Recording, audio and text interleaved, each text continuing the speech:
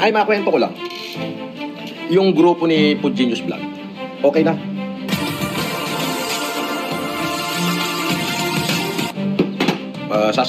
Nasampahan ng kaso yan, ano, yung mismong grupo nila. Grupo yan eh.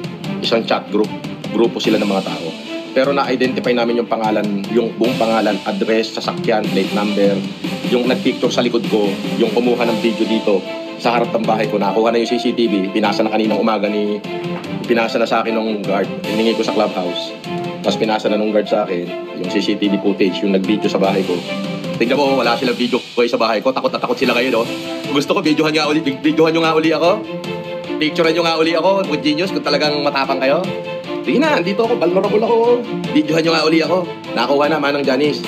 Yung video, yung sasakyan, pati yung mukha ng taong nag-video, pati pangalan ng may-ari ng sasakyan, tsaka plate number ng sasakyan, nakuha na. So, sila yung main respondent. Tapos, John and Jane Doe et al. Ganon ang ginawa ng mga abogado natin. So, that is so much enough na yun na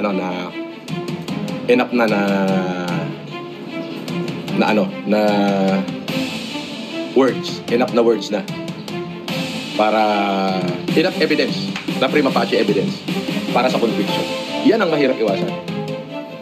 Ito pala, nasa akin pa.